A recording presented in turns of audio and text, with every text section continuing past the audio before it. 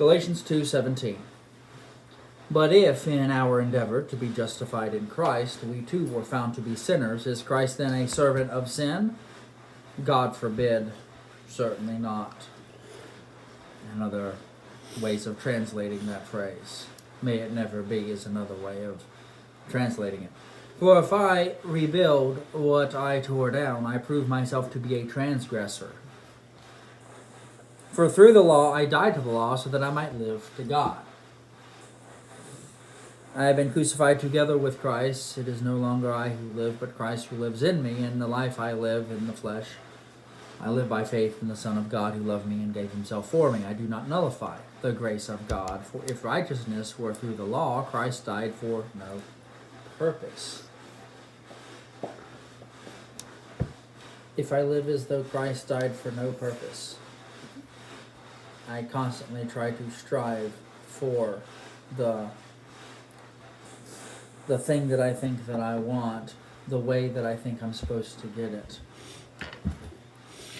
If I live as though reality does not exist, and I live as though reality is something of my own choosing, I'm going to be sadly mistaken.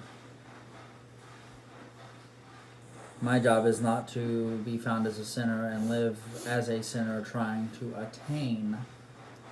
My job is not to live according to the law, translation, my interpretation of the law, because Paul was a Pharisee.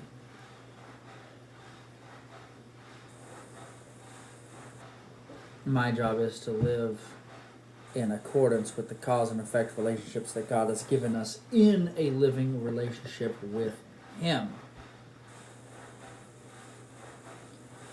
If I sit here and tell you to go and do thus and so, at some point the fear of me and Mom has to be displaced by a growing respect, honor, love, affection for me and Mom.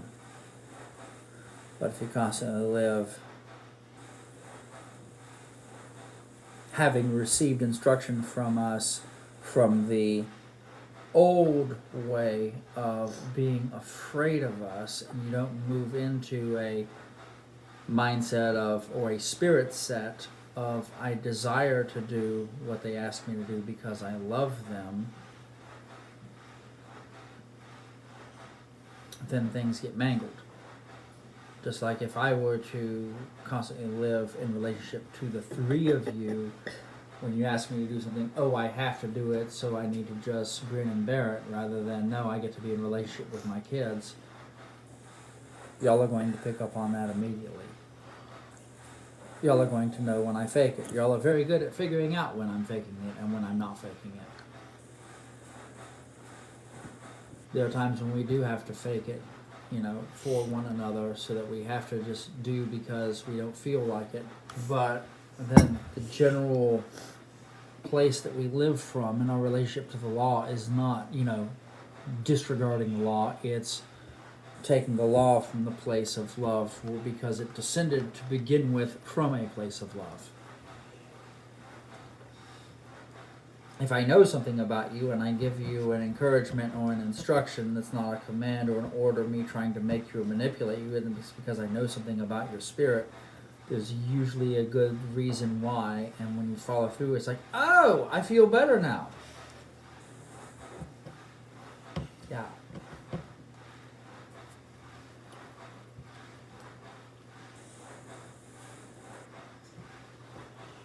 But if I live disconnected from you, from your spirit, whatever the case, and it's just rules,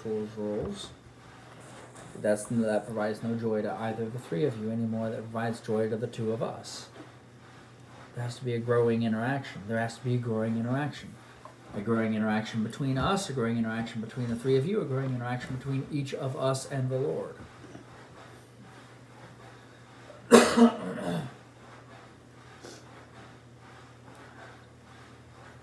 I can give you all the right stuff, but if you're still dead set on quote-unquote being afraid or being resistant or being stubborn and not, maybe there's a reason they're asking me to do this that's on beyond the surface.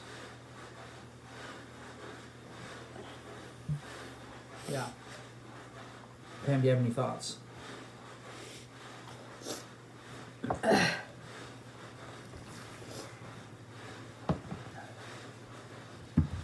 I don't know. I think I find these verses to be sometimes confusing, although it might just be where I'm at in my life right now. But I'm trying to remember where I got some clarity on it.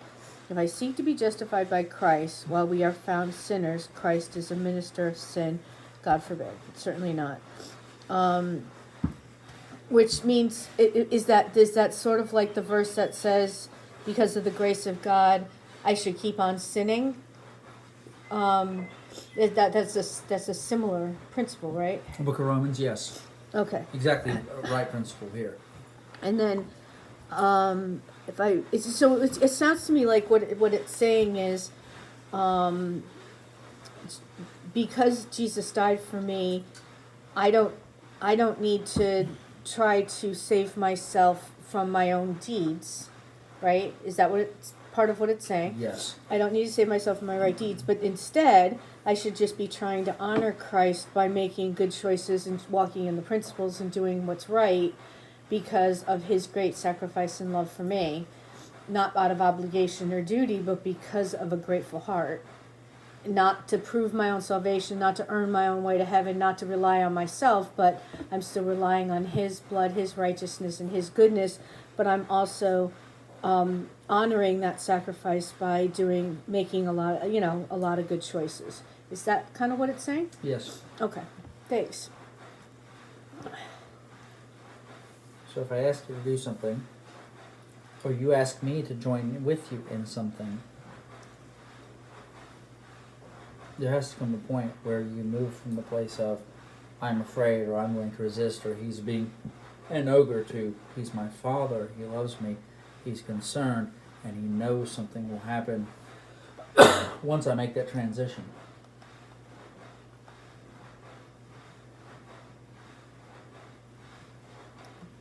I can live in the place of struggle down here, but if I go to the place of my spirit, it becomes less of a struggle. And all of us have that issue. Why do I insist on the dogs getting 3 to 4 walks a day?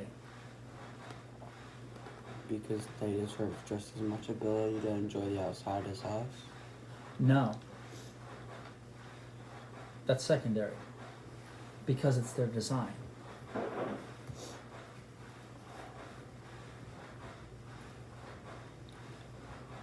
Why do I insist on, once 2 days have passed, a shower needs to be had? Because you start to smell bad? No, because there's a design issue, first and foremost. There's a cleanliness issue and a hygiene issue, yes, but if there's a design issue, I'm going to push it. Why do I need to wash the car after a week or two? Because it's the car's design. And I need to get off my duff and I need to do my work. And I need to engage in the process of work. Why do I play Mahjong with her? Because she's designed for board games, tabletop games, that sort of thing.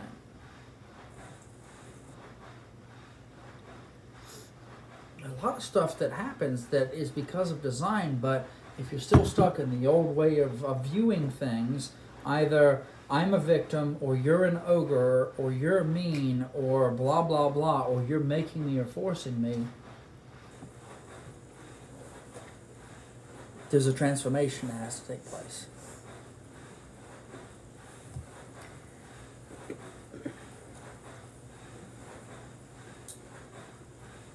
Or when you tell me rather than you ask me, and then there's an issue with you coming home late, and then we have to have the issue of there's consequences for that. There has to be a transition. We have to make transitions. I have to make a transition. I have to move into a place where I'm spending or refraining from spending because I love this woman, rather than I'm spending because if I don't, I'm not going to get mine.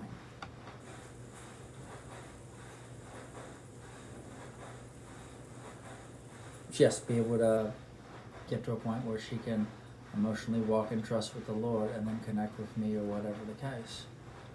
No, I have to follow through with the projects I say I'm going to do. I finish one project, I've got 2 or 3 more that need to get done. One of which is the wind chimes from our honeymoon.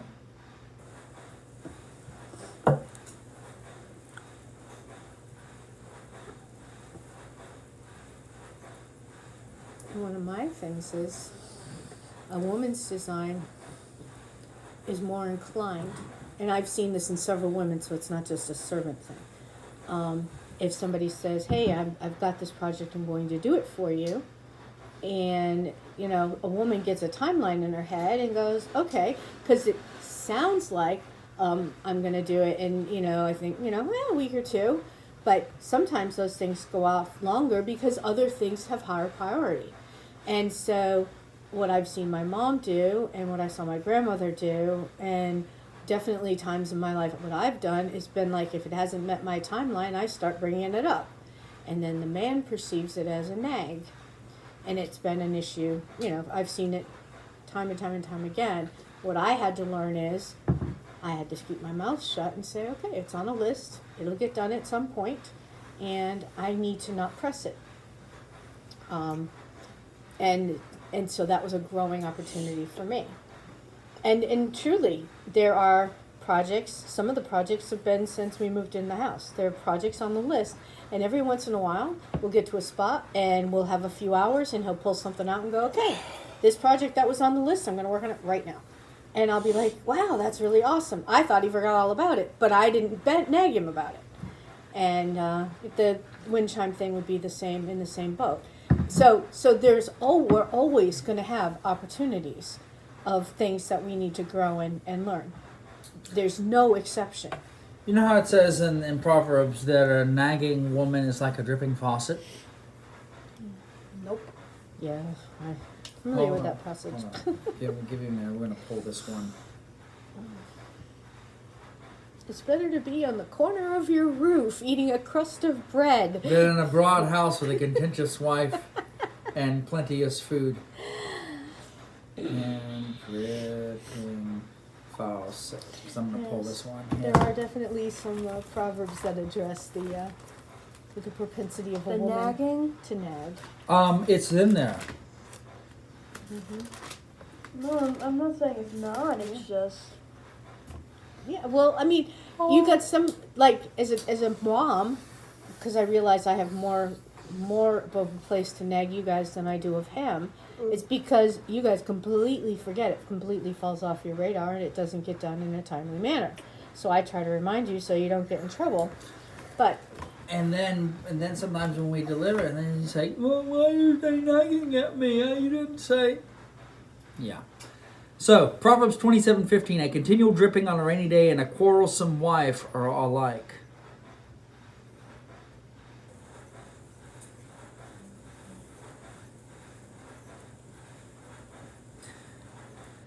So, our responsibility is growing in Him.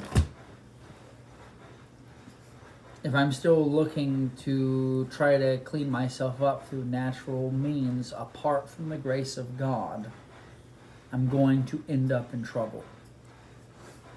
That doesn't say we don't walk in principles and let God do everything, but there has to be a partnership of us walking in principles and connecting with Him, where our walking out cause and effect meets His supply. Our design meets His supply, then you have destiny. there's another principle that we've talked to you guys about, but I don't know that we've talked to you about it excessively clearly, although I'm certain you'll be familiar with us discussing the words with each other, is the difference between the dance and sonship. So the dance with the bride. There are times when it's just, I need to rely 100% on God. I need His grace, I need His love, I need His mercy, I need Him to lead. I need to hear from God to move forward. And there are times when He's waiting for me to look at all of the raw resources He's given me and to build something together and be a son. And that is not an easy discernment between which is which, because Proverbs 3, 5, and 6 is very clear. Do not lean on your own understanding. You don't figure it out for yourself. But there's also many other scriptures that are equally clear to say we have work, we have responsibility.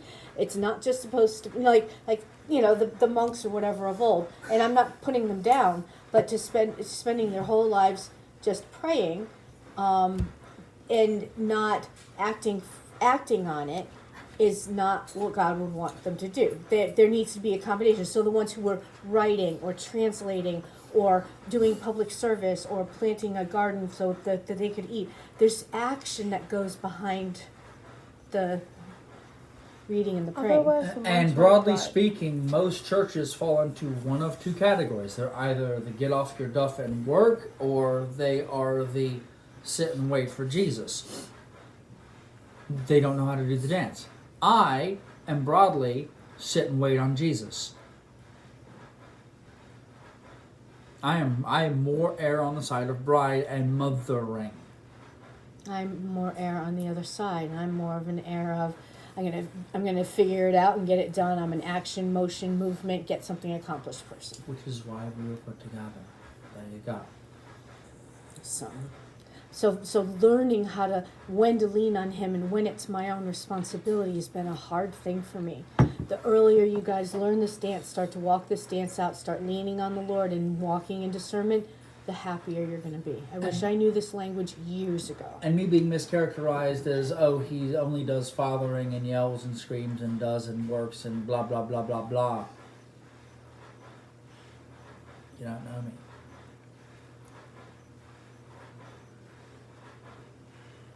I'd much rather be able to be the mothering thing.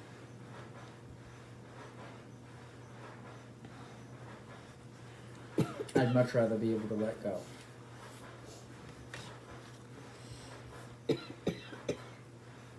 But if I see you provoked towards blobbing around, and there's a little drive to excellence in any arena, I'm going to end up having to say something.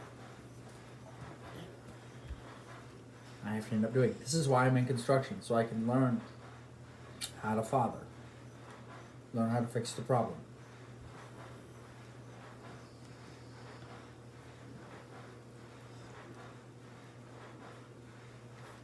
So, there you go.